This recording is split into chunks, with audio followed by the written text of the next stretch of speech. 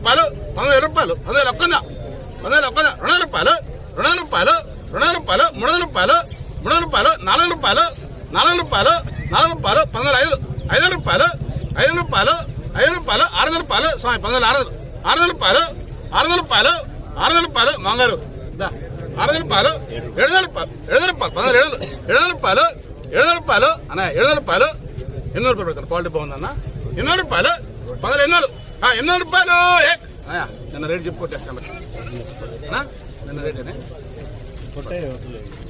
రూపాయలు స్వామి బాగుంది వస్తారు కదా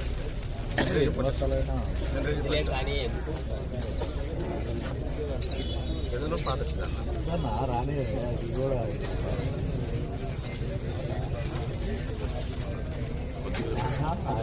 ఈ రేటు కొట్టే లేకపోతే అది స్వామి 7 రూపాయలు 8 రూపాయలు అంటే సార్ కొట్టేస్తాను 1,800 రూపాయలు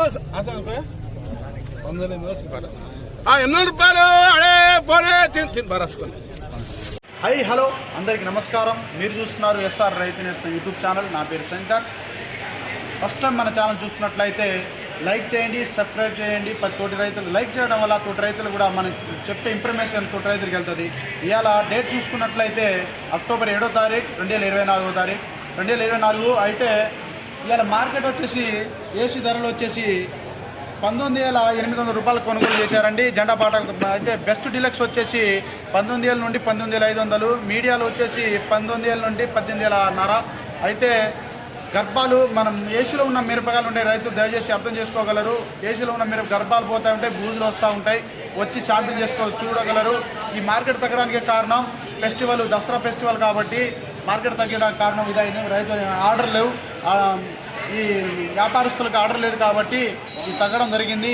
అలాగే ఏసీలో పెట్టిన రైతులు బస్తాలు ఉంటాయి కదా, ఏసీలో పెట్టిన బస్తాలు రైతులు వచ్చి గర్భాలు పోతూ ఉంటాయి, బూజులు వస్తూ ఉంటాయి కాబట్టి తమ బస్తాలు వచ్చి చూసుకోగలరు. ఎందుకంటే అది చూసుకోవడం వల్ల మన 6 కాలం చేసి నష్టపోతారు. వచ్చి ఒక్కరోజు శ్రమించి ఒక్కరోజు ఇన్ని రోజులు ఎన్ని పనులు ఉన్నా ఆపుకొని చూడగలరు. అయితే ఇక్కడ వచ్చేసి చాలా మందం అయిందండి. కాటన్ వచ్చేసి కొత్త పత్తి వచ్చేసి 7,100, పాత పత్తి వచ్చేసి 7,500 కొనుగోలు చేస్తున్నారండి. కాకపోతే ఇప్పుడు పత్తి ఇప్పుడు తీపించిన ఇమ్ములోనే అమ్ముకోవడం బెటరు. ఎందుకంటే మన ఇన్ని రోజులు చేసి ఆడుకొని అది తీరా దగ్గర కనుక వస్తే రేటు తగ్గుతూ ఉంటుంది. ఇమ్ములో వచ్చే మన కాటలో కలిసి వస్తుంది.